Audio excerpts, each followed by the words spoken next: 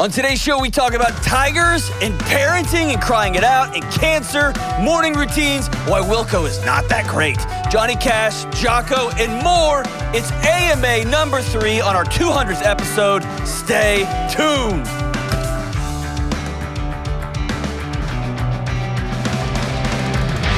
What is up? This is John with the Dr. John Delony Show.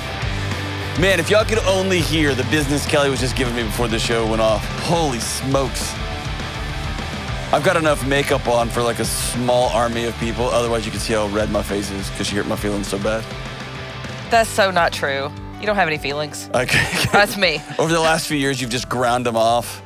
And by the way, I said last few years. Today, it's the 200th show. 200. We all, like, when we were at that restaurant talking about this show before we kicked it off, we all were like, I bet we can get 30 out of this thing. Hey, this is the Dr. John Delony Show, in case you're new to this thing. Glad you're here. Hey, this is a special. It's our 3rd AMA. We have a packed house out here. There's 2 people out there in the audience. That's a packed house for us. We're excited. I hope y'all aren't cutting work or something like that. It's good to see y'all. It's awesome.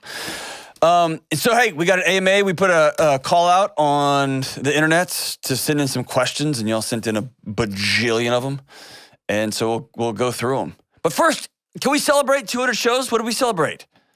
I was waiting for confetti to fall down from the sky, but I know that would have been a lot of extra work, James, and so we don't have that. We did get you a cake for the year anniversary, so for the 200th, we'll just do like a pretend cheers through the glass. Wow. I expected gifts, to be honest. Yeah, I did too. It's cool, though. James isn't that kind of producer, the one that, quote unquote, loves his talent, or... She meant gifts from you to us. Yeah, I meant from you. Oh, it would have been cool for a heads up just that this was the 200th show just before 3.5 seconds ago, before we go live. Kelly's like, you suck. I hate you. It's the 200th show. Make sure everybody knows. And we're live. You didn't say that. You didn't tell me about the 200th show. You said the other things, but not that. Right. It's good. James said the thing about the 200th show. He I did. told you to get it together and let's get going. Oh, man. This is going to be great. People have already just rolled off of this thing. It's cool. Well, here we are. AMA. Should we get right into this? Do I have to do these in order, James? Yeah, let's do them in order. And for the unaccustomed, explain what AMA stands for. The unaccustomed. That's a very big word. I like that you've been on the show a lot. That's cool. AMA, ask me anything. People want to know, I talk a lot about the advice, and here's my recommendations, and here's how we're walking alongside people who are struggling with various challenges.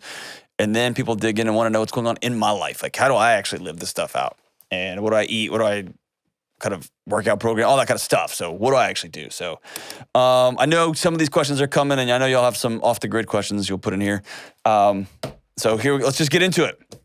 So, some people wrote questions that were for me, and I guess silly, and then other people wrote questions like broader, just questions. So, first question, as far as raising kids, time in or time out?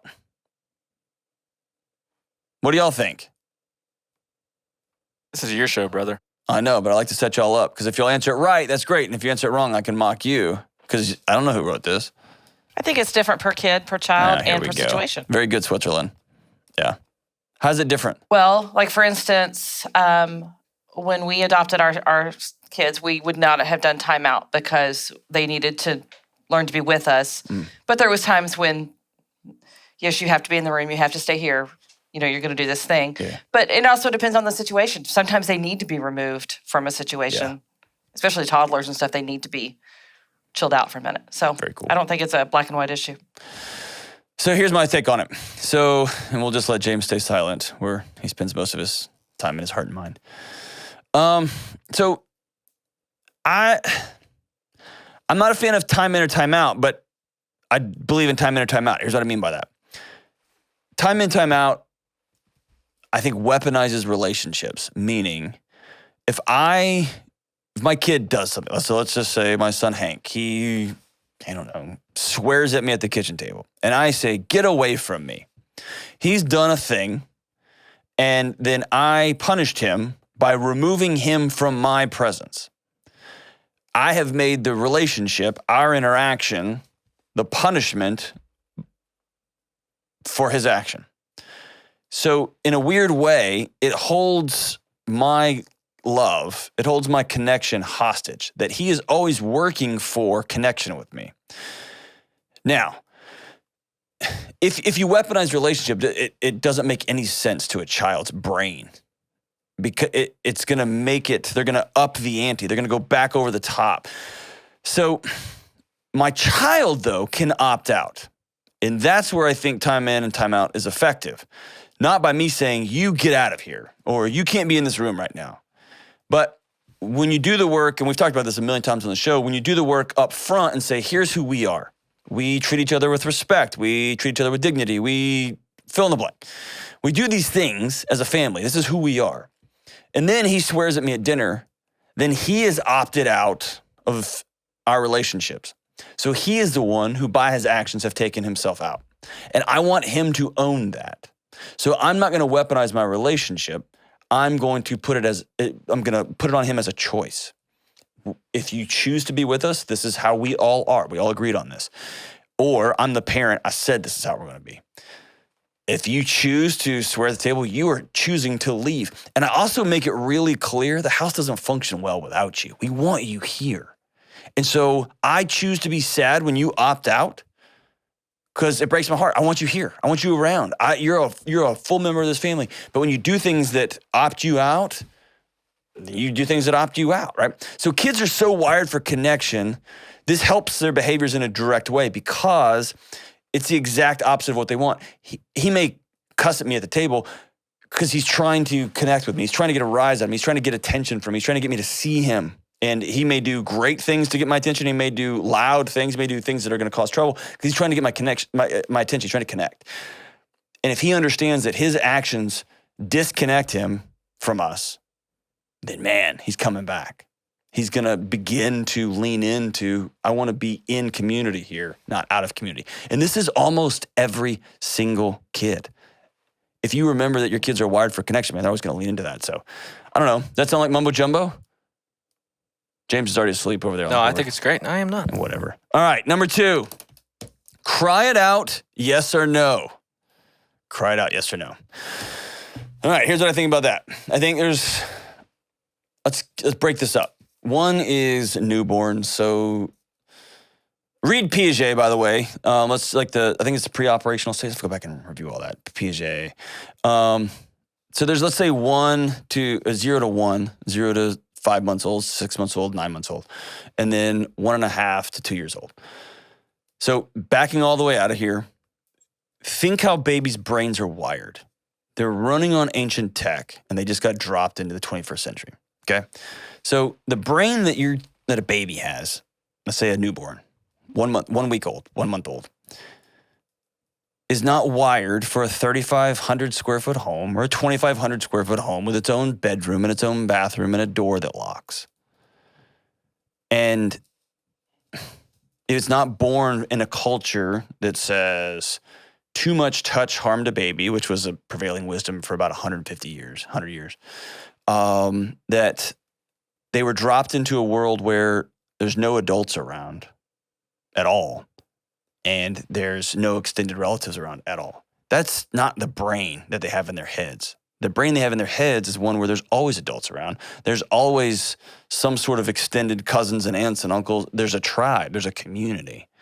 And so this idea that you could even take a child and put them far enough away where you could shut a door and they just cry until it doesn't bother you anymore. And I could turn the volume up on my TV. That's not their brain isn't wired for that. When a newborn is crying, they are just screaming for, like we just talked about, connection. So the idea that a baby could ever even be far enough away to just quote unquote cry it out is preposterous. It's not evolutionarily correct, right? And so now we drop ourselves in the 21st century, and I'll just speak for myself. Exhausted. I got shows I got to watch. I got to get to bed. I'm working a full-time job. Let's say my wife's not, but let's say she's working a full-time job. We got this and this. We got sports, athletics. So now we have a lifestyle that's not attuned to a child's brain. And we're so obsessed with independence, with quote unquote, you being the master of your world, which is true. You've got to take ownership of your decisions. That's all true. But we pass that along to little babies. And so this is where I hear this. that we're going to teach them to self-soothe. We're going to teach them how to learn that they're crying.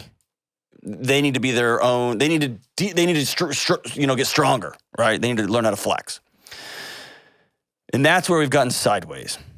And so babies learn from watching and absorbing the adults in their lives, not quote unquote just figuring it out. They're a tangled mass of just responsive brain cells. Touch, responsiveness, lacking these basic things cause trauma in the young baby's brain. So when they feel that a caregiver is gone, the trauma that registers there is the single most devastating trauma an infant can absorb, other than like, being physically assaulted, right? Little babies quit crying not because they get better or because they are self-soothing, but because their bodies just quit. They just give up. And so what I always want to point people when they ask that question, like, raising babies is about creating an anchor point, not teaching them to quit. And once you have a 1.5-year-old, I think it's about 14 months. I have to go back and look at the research on it, but 1.5, 2 years, a child begins to understand that they aren't the world, that they are a participant in the world. And that's when they start learning about object permanence. When that door shuts, my mom doesn't disappear. She's just in that next room. An infant thinks when mom leaves her sight, that's why peekaboo's so fun. When a mom leaves her sight, mom has disappeared. Mom is gone.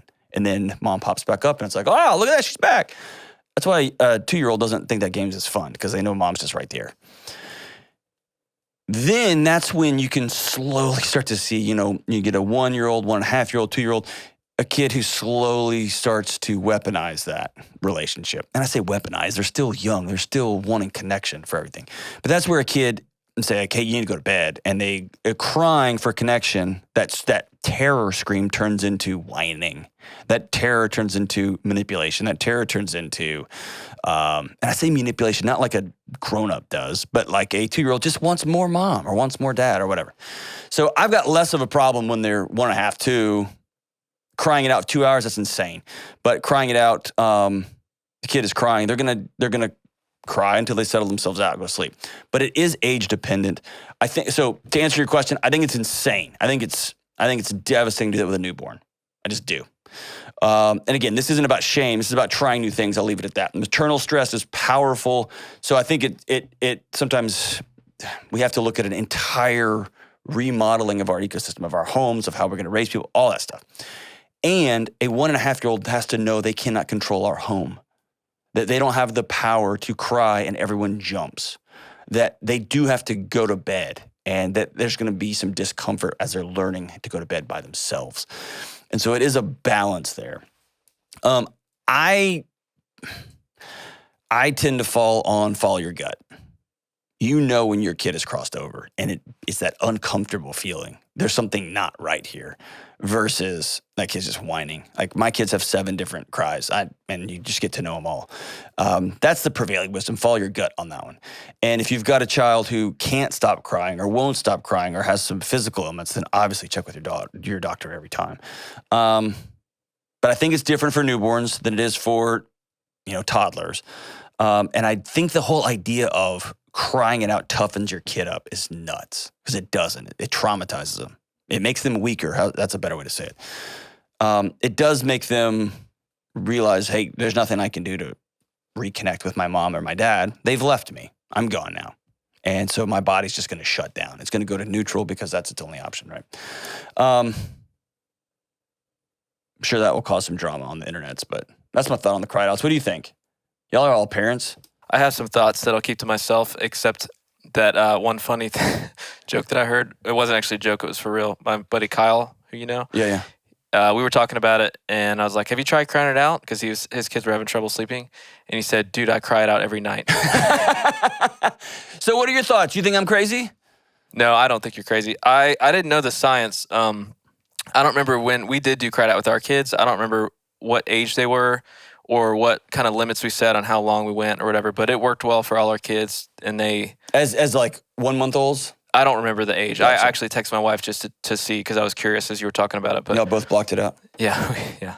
But I mean, we had limits and everything, but it worked, and they they loved, they learned to sleep and they love sleeping now. And it, to me, like having good sleep habits really sets up the whole family for success in a lot of ways. But there's a lot of nuance to it. Well, I think it's,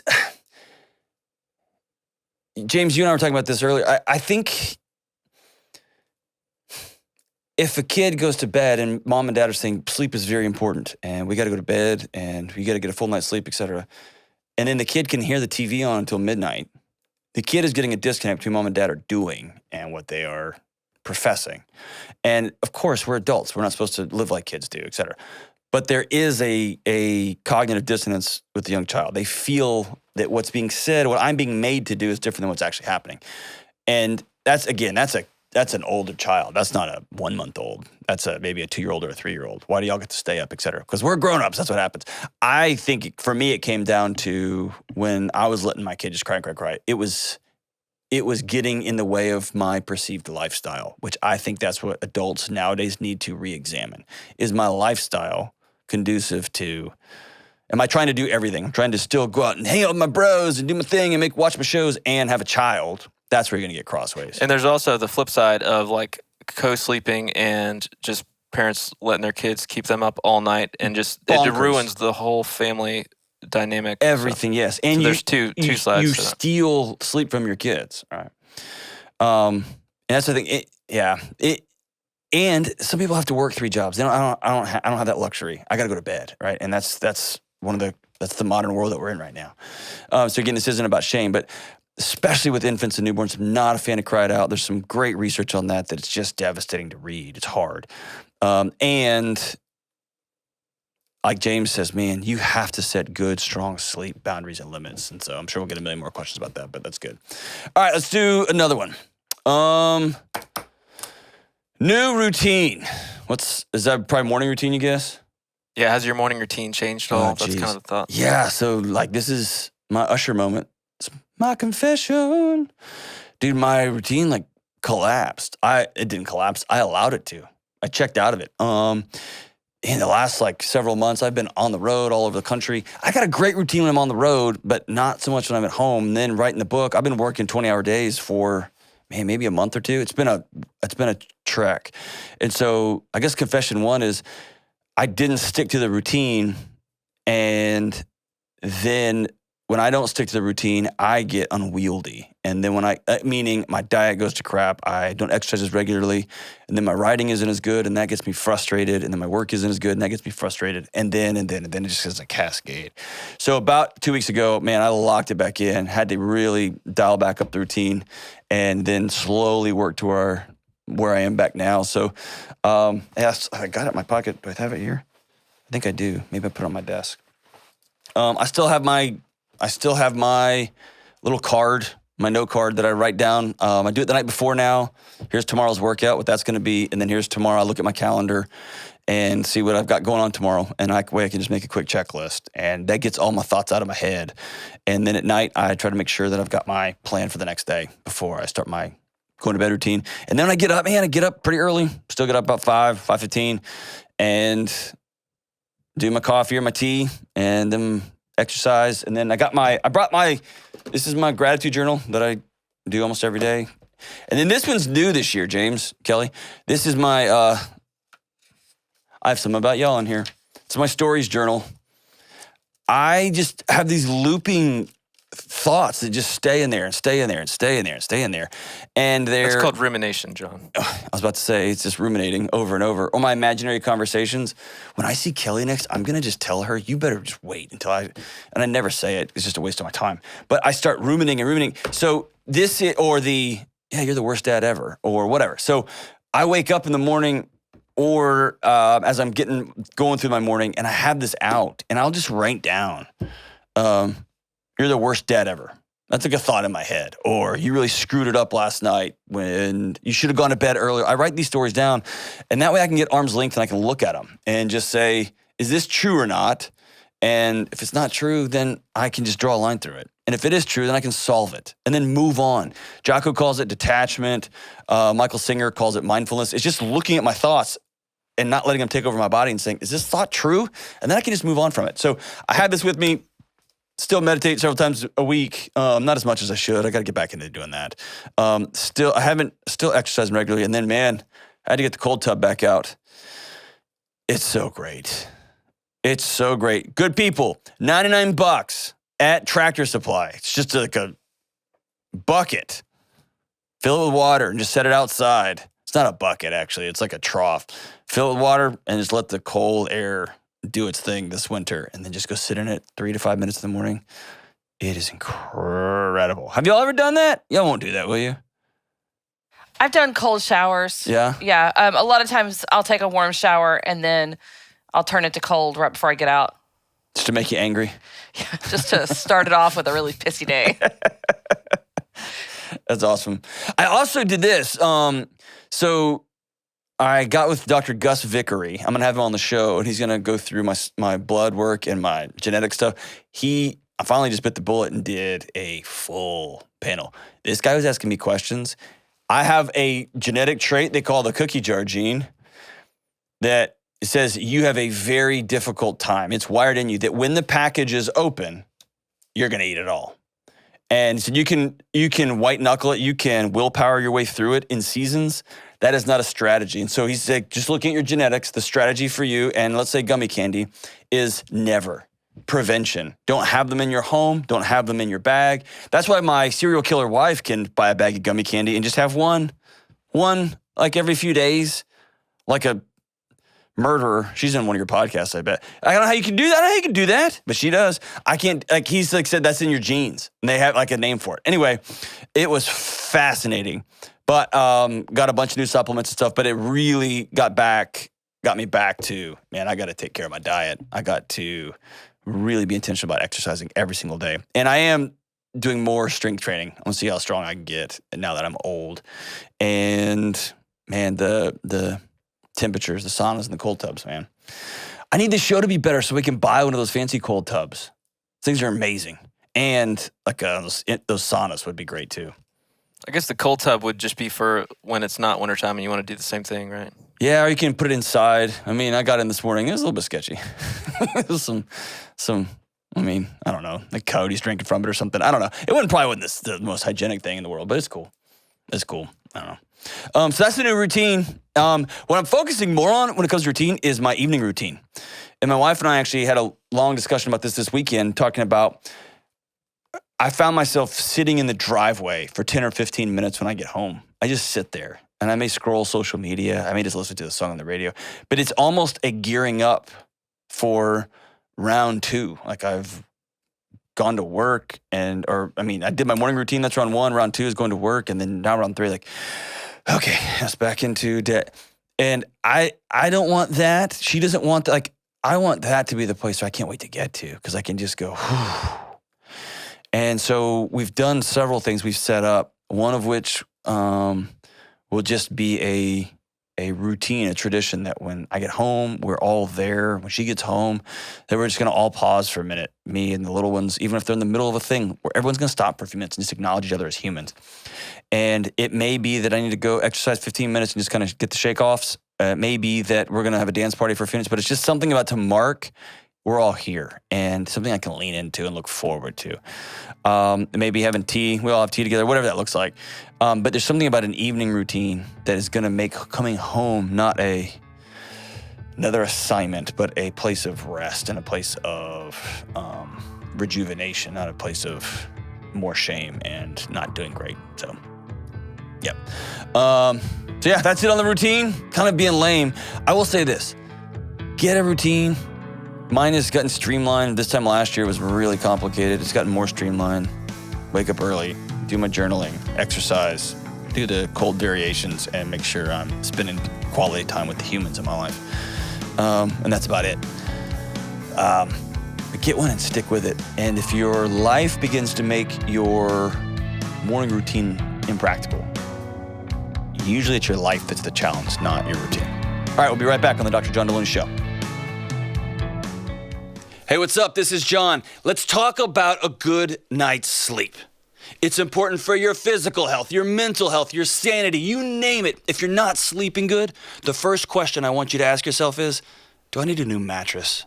And here's how you tell. If you're tossing and turning all night because you can't get comfortable, if you woke up at night and you're all hot, right? Or if in the morning your back hurts, if you have any of these issues, you may need to check out a new mattress. If you're ready for a new mattress, I want you to check out Dream Cloud. It's the mattress I own, and you'll love it. And they're currently running their biggest offer ever. $400 in accessories plus an additional $250 discount only for Delony listeners. That's a total of about $650 in accessories and savings. Visit dreamcloudsleep.com/Delony or dreamcloudsleep.com and enter promo code Delony to get a new mattress today and enjoy $650 in savings. That's dreamcloudsleep.com, promo code DELONY. Good night. All right, we're back, and the audience is still going crazy out there. Both of them, man, it's a wild madhouse out there. A little bit of the old, I see. It's cool, man. Way to go, everybody. Wow, showing up to the lobby. Bonkers. All right, so we're doing the AMA. Ask Me Anything. This is episode 200. We made it, kids. 11 more years, we'll have 1,000. Is that right? It's about 100 a year. Oh, we're still doing this in 11 years. We've done something tragically wrong with our careers, right? Especially you two. I could see if they won't even have podcasts in 11 years. They're going to have, I don't know, just teleportation devices. This show will be a hologram that you can watch. Yeah, in the metaverse or whatever that thing is. Ugh, yeah, that gives me hemorrhoids. All right, so number 4, favorite distressing junk food. Just same old burgers and fries and gummies and marshmallows. Caramel. What else? Ice cream. Cheap Chinese food. I can. Okay, can I tell you an awesome story though? I don't call this junk food, but it's not good for you. Is there a difference there? Unhealthy food and junk food. Yesterday, I left work early. I was just having a rough day, and I just called my wife, said, I'm going to go pick up Hank from school. And I met him in the line. I picked him up, and he's like, hey, Dad, it's great to see you. And I said, how about me and you go eat some trash? And he just smiled big and goes, oh, yeah. And we went to like a local restaurant and just to eat garbage, just to get like a burger and just nonsense. And it was closed. We ended up going to the gas station and just getting candy. It was awful. It was absurd. But so there's trash food. So this happened, guys. This is incredible. I was in San Antonio a few days ago and doing an event there. I just drove downtown until I found the most authentic looking Mexican food place. I've been missing Texas Mexican food so bad. And I just saw a place and I thought, this is 50-50. This goes really bad for me. Or 50-50 is incredible. So I went in, they sat me in the back because I guess I looked a little bit creepy. I sat in the back of the restaurant all by myself and I was trying to finish these chapter edits. So I'm writing back there with my computer. Dude, the food they brought, like if Jesus was a burrito, man, it was unbelievable how good it was. Queso, everything, all of it, man. And then I'm just eating and I'm being over the top. I couldn't believe how delicious this food was. Like my soul was coming back together. Like it's been in pieces since I lived in Nashville. It was slowly coming back together. I felt it reforming like a transformer, a Voltron. Remember how they made, anyway. And then this man comes over. His name is Armando. And he had like a U.S. Marine Corps shirt on. It's an older gentleman. And he just said, excuse me, are you Dr. John Delony? And I was like, say what? Yes. He said, hey, that's my family over there. You looked familiar, and so we just spent the last 30 minutes looking you up on the internet to see who you were. And I couldn't believe it. Like, I'm a huge fan of yours and Dave's. And it's like, you changed my life. I was like, I didn't do anything, dude. I'm just like, have a podcast. I'm just sitting here in the back eating queso. And then he took my receipt off my table and was like, because of you all, I'm able to bless other people. And so this will be it was a whole thing, man. And then went over and sat with their family. But 2 important things from that. Number 1, we took pictures and I'll never see him again. Like I don't have to get contact info from him. It was amazing. It was incredible. So number 1, like, man, the reach of this thing is bonkers to me. And the people who were just in random San Antonio, Texas or wherever. The second thing that's really important is I can never do drugs anywhere. Because, man, if I had been in the back just like snorting coke off the table or doing something crazy, and they would have been like, oh, we know that guy. Like, there's nowhere to hide. There's nowhere to hide.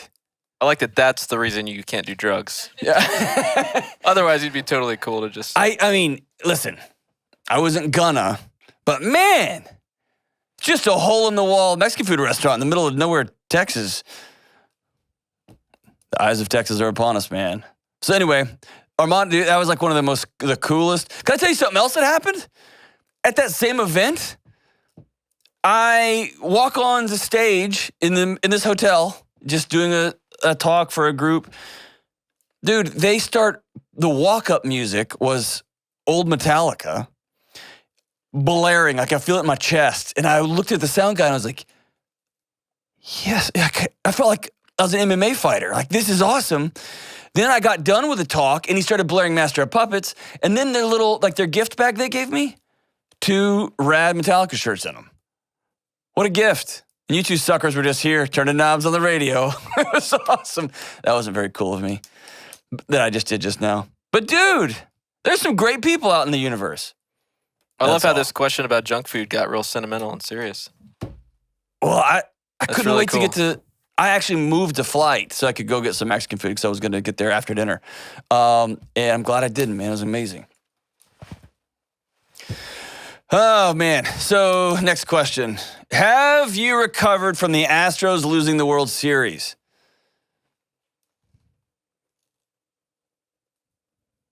I don't appreciate that question.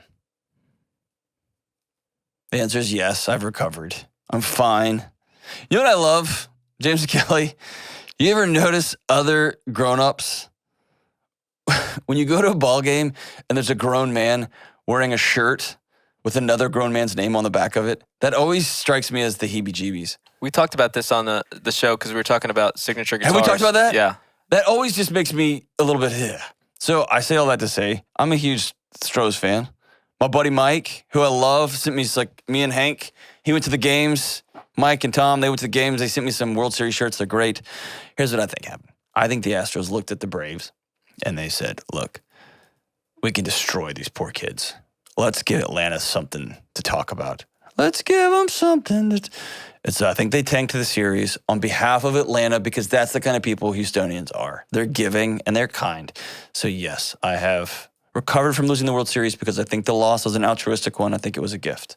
And it is harder to win when you don't cheat, so that's fair. That is the second World Series they've lost after they aren't allowed to cheat. I'm just saying, guys. I'm just saying. Kelly, you don't look convinced. No, you live in a fantasy world. Agreed, and not mutually exclusive. So yes. What are some new books I've read?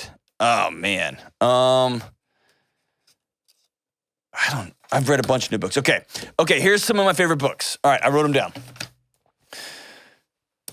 This book was by John Valiant, and the book is called The Tiger, True Story of Vengeance and Survival. It may be in the top 10 books of all time.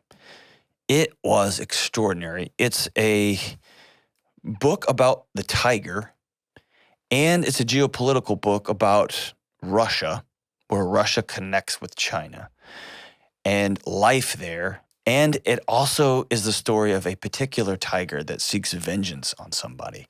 It is a tightly woven masterpiece. I listened to this book. I discovered audiobooks this year. Man, I thought I read a lot before. Now it's awesome. I'm mowing through books this year. I love it. This story, I would knock off work a little bit early so I could get in the truck and go listen. Or I would just mow a little bit longer so I could keep listening. This book was incredible. Another great book I read that wasn't quite that good, The Tiger, True Story of Vengeance and Survival. I recommend everybody read it. It's a masterpiece. Another great book was called Ravenous by Otto Warburg. Ravenous, Otto Warburg and the Cancer Diet. It's written by Sam Apple, Apple. The book's called Ravenous. It's a phenomenal book about the Nazi Germany obsession with curing cancer. As Germany became more affluent and as they started having more of the quote-unquote good life, cancer came with them. This disease of excess. And Warburg is a famous scientist. It's on with cell respiration and cancer, and it's a whole thing. You can read about it. He was the hero of the world, the greatest scientist in the world, but also was then fell out of favor. Now, in many ways, he's back. But he was a gay Jew protected by the Nazis because he was the most, he was the person most likely to solve this cancer problem. And so it's this weird moment in history where Nazi Germany is protecting, like they have this whole world where Jewish people are inferior, yet they protected this guy, where members of the gay community were inferior, but they protected this guy and his partner. And then you've got Warburg, who is taking money from these groups, from these folks, working in the middle of Germany when everything around the Jewish people are being slaughtered. And it is the most it's like reads like a I don't know, like one of your podcasts. Like you don't know what's going to happen. I found myself I read it when I was camping. I found myself I wasn't able to stop reading. I had to go outside and read it in the dark. It was so good. And it has a lot of cool science stuff. It is a science nerdy book, but man, it's pretty rad. And then I brought this dude, this guy. If you've got young people in your life, or if you're a grown-up like me who loves reading these books, his name is S.J. Dahlstrom. Have I talked about this? Did I talk about him last time? He's written several books. The book, the Wild or Good is the character here, and it's multiple series. I think, what book is this? This is book number 7, so he's up to 7 now. This one's called Cowboyhood. The one before, Black Rock Brothers. These are extraordinary. And there's a series of them. So if you got a young kid, buy all 7 of them. Incredible. If you're an adult and you want to read fiction that's good, but it's also at nighttime and you don't want to read like science at night, because I think that's ridiculous, get your head all, or you don't want to read the news at nighttime because your brain's going to be like, oh, we're all going to die. If you want some great fiction about getting outside, I know S.J. Dahlstrom, man, he's a great human being. We've had some fun adventures together, but he writes books to inspire kids to get back outside, to put the screens down and live a more screen-free life than they otherwise would. And these books are just masterpieces. My 2 favorites thus far are Black Rock Brothers and Cowboyhood. Wow, they're so good. My kids love them, but I love them. And there's a great range. And he also, man, he's got some good stuff in there for the parents too. Just they're fabulous books, man. And then my wife's book came out this year, Lord. She wrote a prayer book for teachers. If you're a teacher, you can get on the Instagrams and follow her. And it's a pretty rad book too. Those are the books I've read. Any books y'all have read that are great? I know, James, you're not a big reader. You're more of just a... I was going to say that's not true, but none come to mind right now. So. Well played. Kelly? I read, at your insistence, a lot of fiction now. Yes. Because I quit having to read things that were so dark. Yes. But one that I had picked up early on that's not fiction, nonfiction, as some call it, that I picked up. And for all the listeners out there, Kelly was in honors classes. That's actually, why I was. Thank you very much. Of course you were. But Grit by Tammy Duckworth. Yeah. And I for some reason or another, had stepped Tammy away Duckworth? from it. I think so. I don't think it's Tammy. Is it Tammy? I don't. I'm pretty sure. Okay, go ahead though. But that's a Anyway, great book. Yeah. It's a fantastic book. Yeah. Just talking about how it's not always, I mean, talent and smarts are one thing, but how it's that whole idea of just grit, sticking with something, and how that really changes, how you learn things, how you stick with, how you changes your life, how people that are the best at what they do, how many hours they have to put in. They may not be the one with the most natural talent or the most natural ability, but the hours you put in changes everything. And how they deal with failure and get back up and get back up. And use it as a learning process and That's the a zone fabulous that they book. get in. And she talks about everything from athletes to musicians to business leaders. It's not just, art, artsy people. It's for anyone. And it's really, really good. It's also I got a lot of that book for dads and moms and brothers, like how to just do better at life. And you got to keep showing up and keep showing up. I don't know. It's a fabulous book. It's Angela Duckworth. That's what it was. Yeah, there you go. Tammy, Angela. I hope she has a friend named Tammy she can't stand when they were kids. Just hated her. Was mean to her on the bus. And Angela's like, ugh, you would. Good job. And in case you're wondering, that's the story of the show. I read a lot. Kelly reads a lot. James just makes music or what, I don't know what you do. Listen to. I got 4 kids, bro. Yeah, Kind of busy. That's cool. Yeah. Me and Kayla have 4 between us, but maybe you should have thought that before. Maybe. You shaming me? They can just cry it out, James, while you're reading. Just let them cry. You read your Well books. played. Read your books. Jeez Louise. All right, what's next? Let's see. What has WILCO ever done to you? Not put out a good record. That's what they've done. They've not put out a good record. Listen, The War on Drugs, incredible band. Old REM, incredible. WILCO is like if REM and Pearl Jam had a weird, sad child that just sat in the room and made noise. Like, I feel like WILCO gets in a room and they go, meh, and then they go, ooh, let's make that an analog. And everyone goes, ooh. And then they all get their Roland Jazzmaster, the Fender Jazzmasters and the Rolands all jangled up and they're like, let's jangle together, everybody. And then WILCO's like, and the colors bloom in our hearts. And everyone's like, ooh, I don't even know what that means. It must be, I don't know. I'm not in it. War on Drugs, amazing. REM, incredible. Pearl Jam's, obviously Pearl Jam, they're the best. Old Soundgarden, yet, I don't know, man. There was that one, even like the Decemberists. I mean, there's so many incredible bands like that. And then WILCO is just like a mush of bleh, right in the middle. I've heard them compared to the White Stripes. No, Jack Black is extraordinary. I don't get it. James, I can see like your heart is in tatters right now. Help me with it. I'm actually enjoying hearing your opinion of them. I mean, to each his own. I like them. I think what they're about great. them do you like? Let's go through the list. Their inability to write songs. Do you like that? I'm not going to be able to argue with you if you're I'll this stop. adamant about it. Sorry. Okay. No, I like the songwriting. I think he is like not a singer, a crazy good singer, but I think the songwriting is good. I like the production. Like you talk about the analog thing. They do there's have a good lot sound. of cool production. Sonically, it's great. It's cool.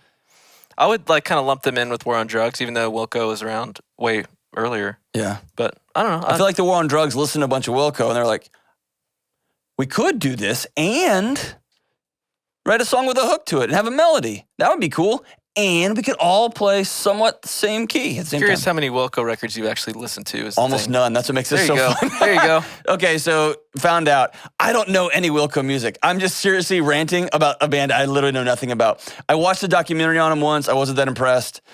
WILCO, they may be great. That's the plot twist. I don't know any WILCO songs. I don't listen to them. I've been ranting about something I know nothing about. This is the terror of the internet's good people. Yes, I don't know. I literally don't. Before this, I Googled like WILCO, and it was like kind of like REM and kind of like whatever. And so all that I just made up. I was kind of impressed by your rant until. Would I like them? Yeah. Would you like them? Mm-hmm. I think so. Give them a chance. All right, number 8. Johnny Cash, Elvis, or Jim Morrison? Elvis is a thief. Jim Morrison. It's just Jim Morrison. I got to go with Johnny Cash on this. What do you guys think? Johnny Cash. Yeah. He's the only one I really know his music well enough to Comment speak on? Yeah. Oh, man. You should have heard me talk about WILCO a second ago. Oh, man. All right, number 9. Sammy Hagar or David Lee Roth. I've seen them both. It comes to, again, melodies, songs. Sammy Hagar, when it, actually being able to sing. When it comes to a show, there is no, David Lee Roth, dude. He's 60, he's 5, and he's still rocking spandex. White spandex with American stars on the side. He gives zero craps. And he's flying around in a trapeze and stuff. That dude could put on a show. Not the greatest singer in the world. It's okay. That's all right. As James said, not crazy good at singing, which is Latin for not a good singer.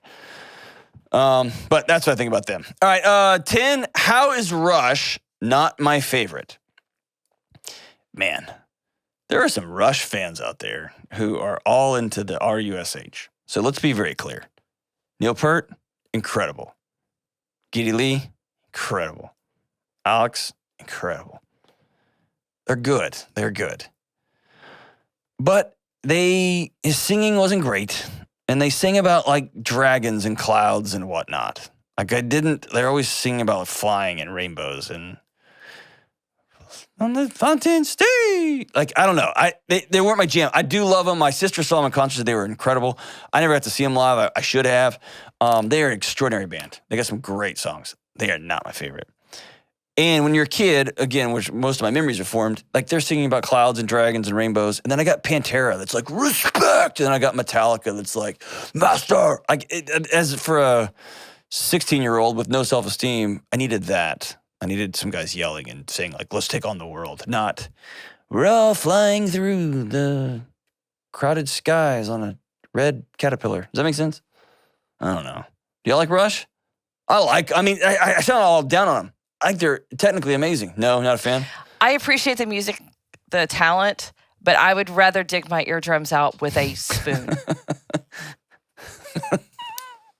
That's what you said. That's the exact thing you said when we had to listen back to a couple of our podcasts. You said, I appreciate that they're... No, you didn't even say that, actually. James, are you a Rush fan? Maybe Rush was not happy with your answer, and they shut our screens off behind you. Well, Guy Lee is dead, and he is not a fan of what's going on back here. I cannot stand Rush. I like some prog rock. I like Yes, the band Dream Yes. Theater, dude, is the best. But Rush, I can't handle. Dream Theater, best. All right, number 11. What made you realize you wanted to go into psychology? Okay, couple of thoughts here. The first one is, I think I've talked about this on the show. My dad was a homicide detective and a SWAT hostage negotiator in the city of Houston. So he was always dealing in the lives of other people. And so I just had a ringside seat. And he's also worked with local church, worked with local youth organizations. So he was always dealing with people's challenges. And so at a young age, I was fascinated by what would drive somebody to kill somebody, or what would drive somebody to be an addict, or why did that person choose to get in a fight? I wanted to know how people worked. I liked learning how people worked. And more importantly, like that's a research psychologist, I wanted to be able to help. And so I wanted to be an FBI when I was a little kid, and that didn't work out. And so I went to college. I wanted to help people, but I didn't want to go to school for 100 years. Ultimately, what switched was I was a sophomore, junior in college, maybe junior. And I wish it was more, I wish it wasn't so, it's almost embarrassing. I went and saw the movie Good Will Hunting. And I remember watching the interaction, Robin Williams' character, Sean, I think is his name, and Matt Damon's character. And I mean, Matt Damon's cool, he's a genius, but I remember watching Robin Williams. And I remember leaving that theater saying, that's what I want to do. And I went and changed my major on Monday. And it was I had to take X number of psychology courses over the next year and a half, maybe 2 years. And I had to hustle. And so I ended up with a humanities undergrad degree because that was the best way they could cobble it together. They're like, dude, you're already halfway through your program. And so I ended up with enough psychology courses so I could go to graduate school. I think you had to have 21 hours or 18 hours, something like that, to go to grad school. But when I look at the arc of my career, I liked the idea of what my whole goal in life was before I took this crazy job was to be the guy behind closed doors. So when somebody was working through hard things in their life, they would call somebody and that person would say, I know a guy. And I wanted to be that guy. No billboards, no advertisements. I wanted to be the person behind the person. And I wanted to not exist in the phone book and not exist on the internet. I wanted to be able to see people and help. And then I got a fancy job at a college. And so I took the quickest route I could go, and that was to get a PhD in education so I could be a college administrator. I want to be a college president for a season. The further I got down that rabbit hole, the more my job was taken up, whether it was personnel issues or whether it was student issues or whether it was student family issues, was psychology. I'm going to hurt myself. Your child just tried to kill themselves. We just got a divorce. I need you to tell my child. I I have to tell you that your job performance isn't enough, and oh my gosh, now you're curled up on the floor and you're weeping, or I've got to let you go. And how do I do that with dignity? I've got to fire you. How do I do that with dignity and let you retain your respectability, and we honor you in this process? So it was all about psychology. And it wasn't until I had my own run-in where I was just crippled by anxiety. My body said enough that I became obsessed from a research angle. Like, what is happening? I want to know why this is happening. And where is this heading? And so I started nickel and diming my way. I started taking class after class, reading book after book. I just got obsessed with it. I think it was in 2010, 2008 when I really went off the deep end. Like, I want to learn everything I can about how the brain works and the body works and the interaction between nutrition and psychology and family of origin and family systems and mental health issues. I want to know all of it, how all that works together. And in many ways, it's gotten muddier, and in many ways, it's gotten so much clearer. But all along, I trace all the way back to me being a child. And the two big neon signs, one is when people are hurting, you go in. You go in. I got that from my dad. You head in. And then I think I've talked about on the show too, the second one is my mom had some restraints on her just because of her upbringing, that women didn't need to go to college. And so watching my mom at age 40 go to college for the first time and in a way have her entire world shift and change. And to see how does that happen and what's the impact on family systems and what's that impact on her and on people like her and then on marginalized communities. I just got obsessed with psychology. So I had a ringside seat to it. And then I had family experiences and personal experiences that led me to it. And then, man, I wish I could give you some great epiphany answer other than I went and saw Good Will Hunting, and I remember leaving saying, I want to do that. And that's my journey with psychology. And now I have a radio show. So great. Just like I drew it up. Who knows? It does, man, follow what you love. Follow what you love. Work takes care of itself. Follow what you love. All right, we'll be right back on the Dr. John Delony Show. Y'all know there are lots of things that make me nuts, but one thing makes me more nuts than anything else: buying a home. And my friends who refinance their homes, they tell me it makes them nuts too. I love living in a new home, but I gotta be honest, I'm no good at buying one. And that's why I'm so thankful for people like my friends at Churchill Mortgage. Churchill is a Ramsey trusted provider who we've been sending people to for over 20 years to help with home mortgages. Why? Because they're committed to doing what's right for you. And that means walking you through paperwork that's way over your head. That means making sure you get the right mortgage that you can pay off as soon as possible, and they don't try to upsell you a bunch of nonsense that's gonna hurt you down the road. And most importantly, when you're making this big life change, you can actually breathe, because you got an expert and a team who have your back. Listen, if you're about to buy a home and make a big change, save yourself the headache and call Churchill Mortgage today at 888-LOAN-200. Trust me, that's 888-LOAN-200. This is a paid advertisement. NMLS ID 1591. NMLSConsumerAccess.org. Equal Housing Lender. 1749 Mallory Lane, Suite 100. Brentwood, Tennessee 37027. Programs are for select loan types only and are not available in all states or locations.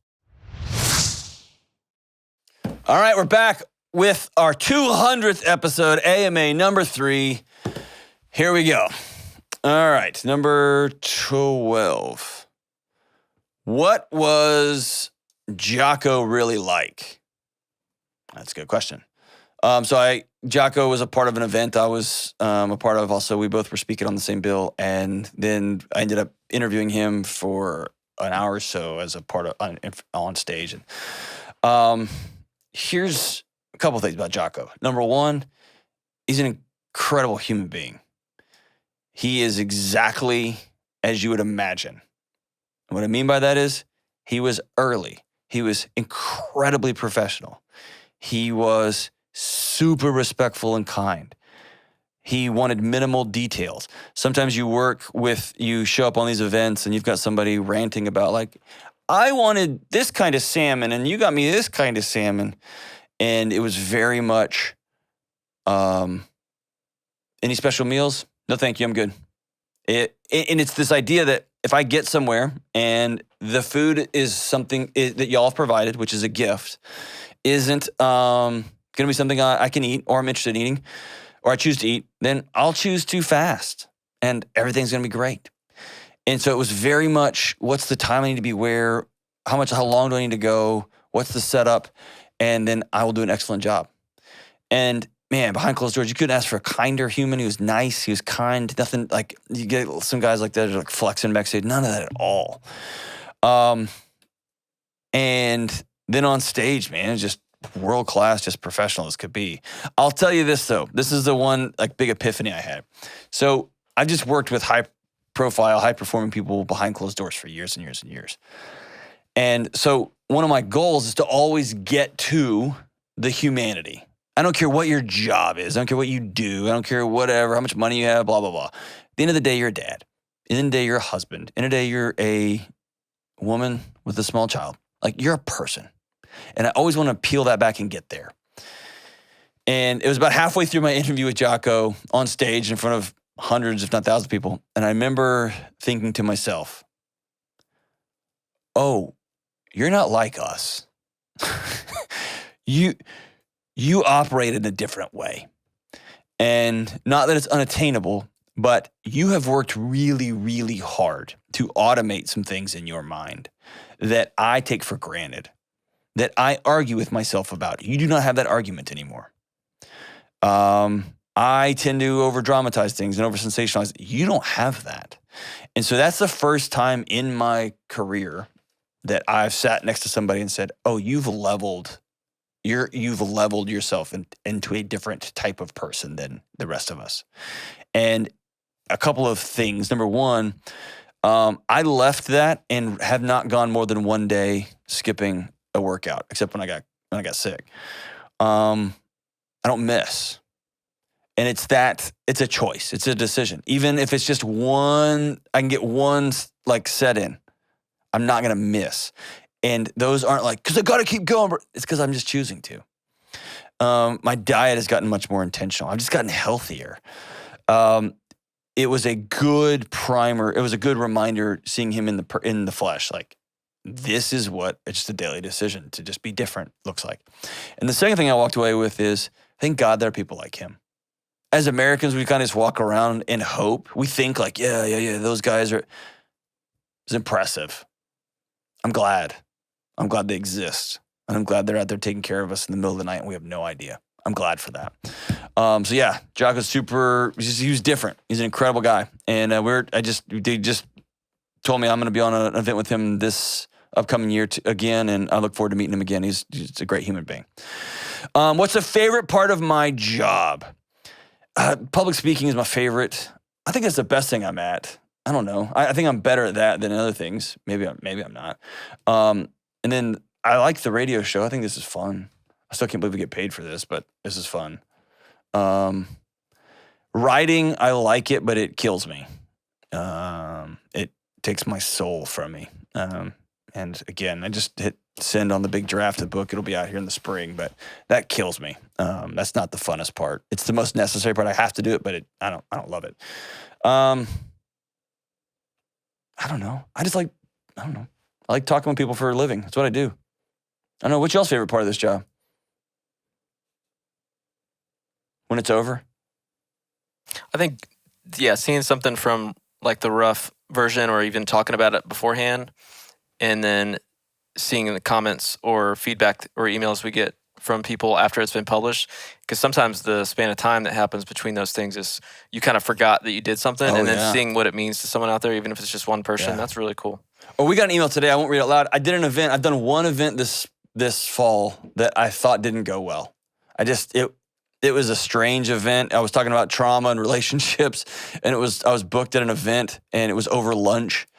And so here I am, like on stage, like the lunch speaker, and it's all like, it just was a strange vibe. And I'm there like talking about relationships and trauma, and then I can just see someone in the audience like, oh, hey, pass the broccoli, please. Or, hey, can I have some iced tea?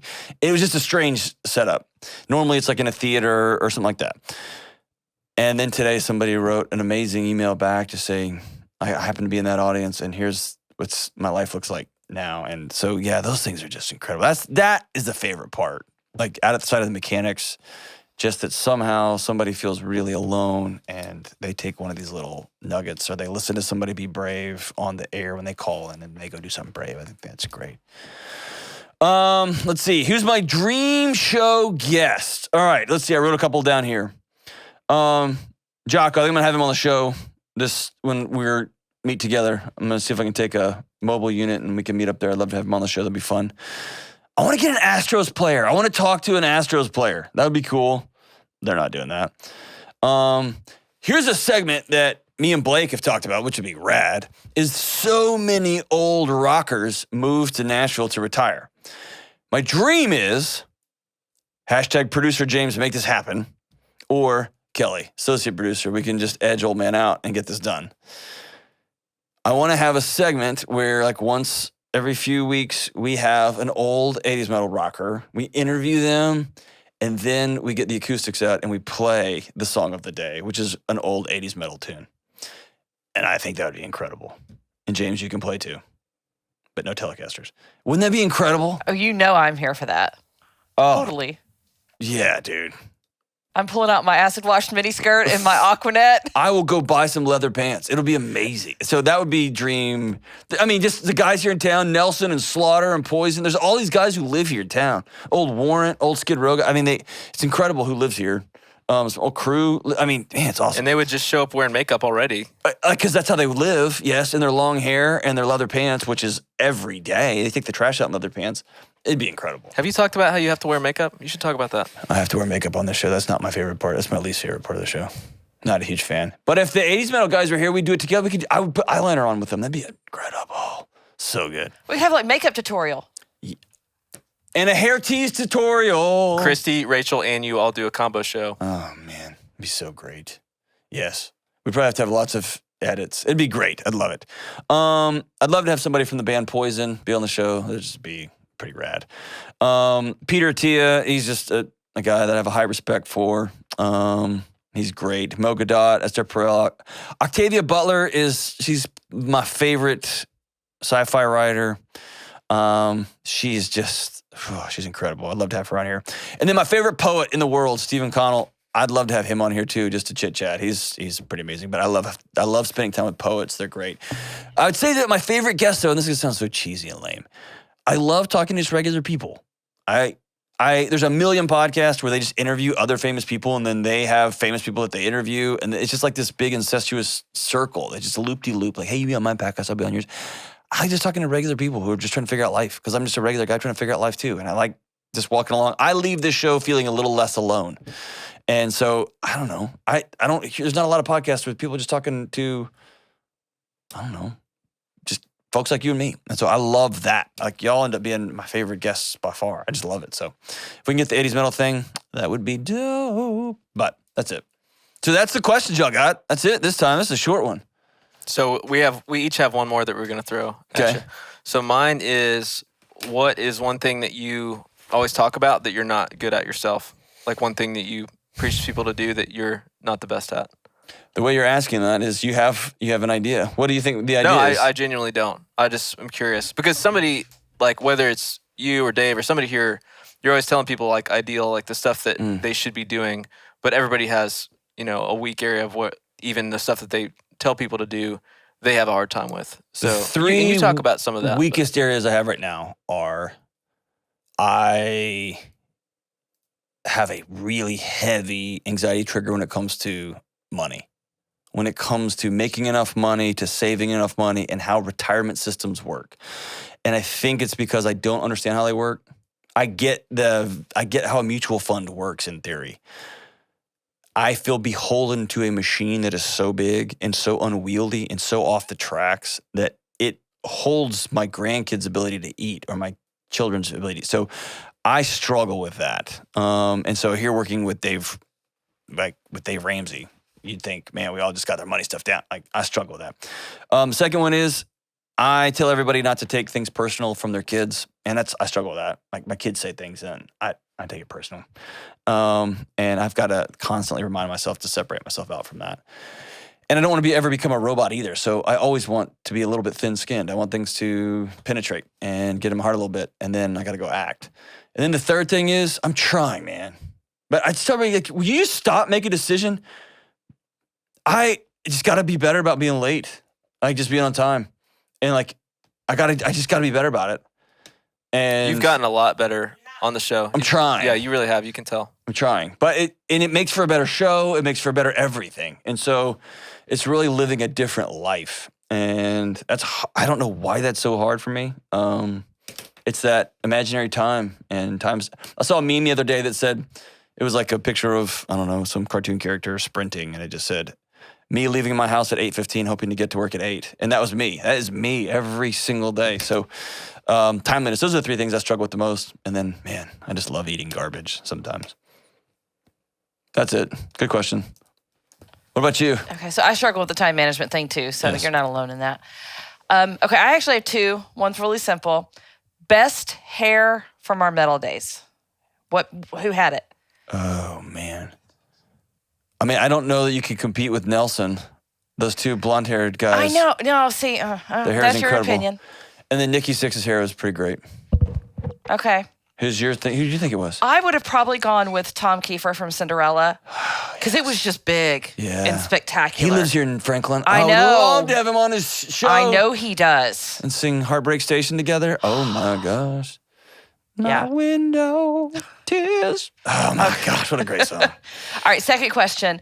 So, I love my murder podcasts and all that. And of course, I think growing up as the child of a homicide detective would be like, oh my God, amazing. But I have a feeling that it's not as amazing as I think it would be. So what are some things as growing up as the son of a homicide detective, how did that impact your life, your teen years? Oh, my teen years.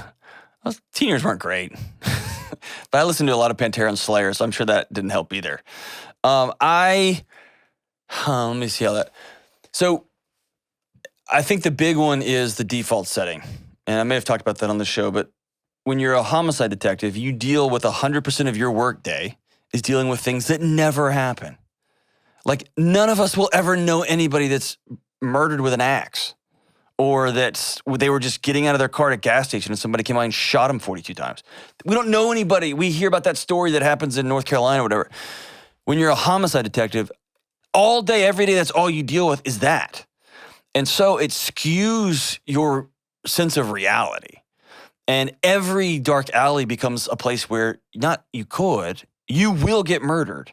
Or every interaction, he could have a gun. Like, he's probably not gonna have a gun. But it could, because that's what you deal with all day. And so I have a bent towards this strange, I've got a strange psychology in, I just think everything's gonna work out fine. Because if it doesn't, I'll be dead. Like, it's a weird, like, meh, I'll be dead.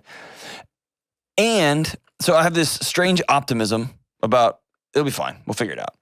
And it's all coming down. And I think that as a young kid, thinking through 18 steps ahead all the time was exhausting. And a teenager's brain can't do that, but I was always trying to compute that, and it made me nuts, ultimately. It made me just angry all the time. And when you're 17, you know everything. When you're 15, you know everything. And you have a homicide detective who actually does know a lot.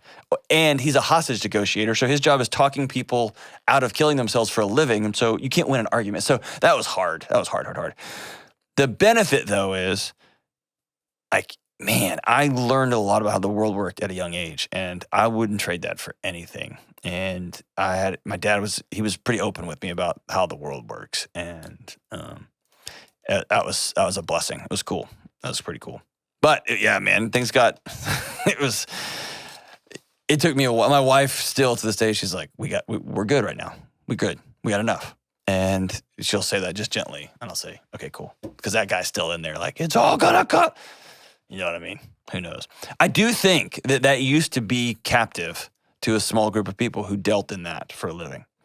And I do think with like Law & Order SVU and all the shows and all the podcasts, I think that sentiment has spread to everybody. That we're all running around going, it's all coming down. And that used to not be the case.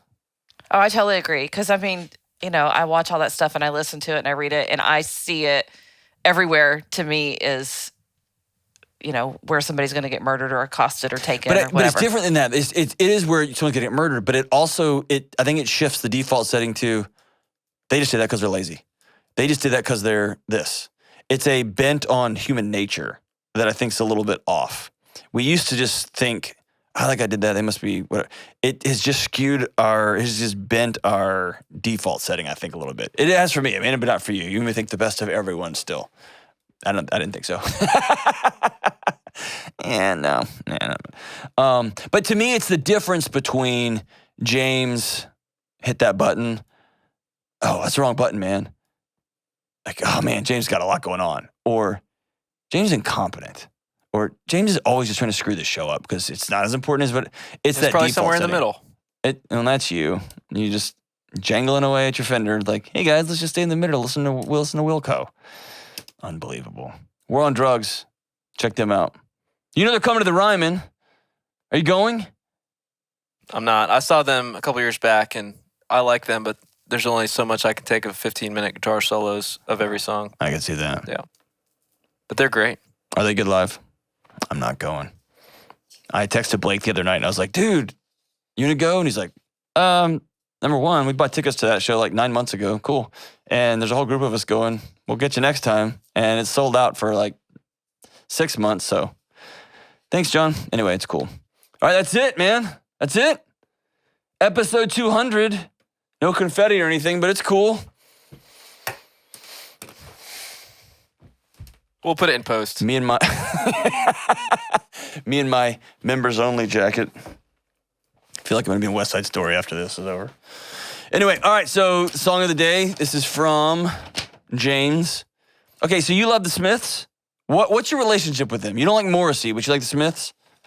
Oh, man. It's I didn't get into them till recently, and I just made a playlist of my favorite songs because there's not any certain album that I love that album.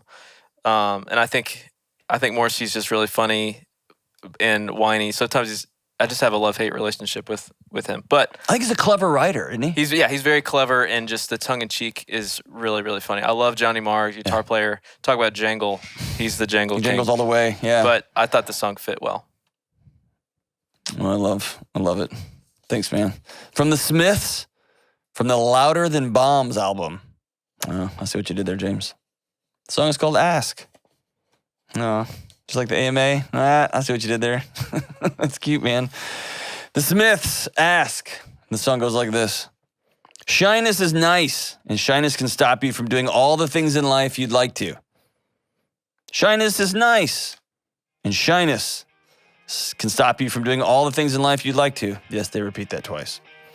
So if there's something you'd like to try, ask me. I won't say no. How could I? Sounds like Dr. Seuss. Coyness is nice. Coyness can stop you from saying all the things in life you'd like to. So if there's something you'd like to try, ask me. I won't say no. How could I? James? What's so funny? It really does sound like Dr. Seuss. It does. Maybe Morrissey is Dr. Seuss. And more plot twists right here on the Dr. John Delony Show.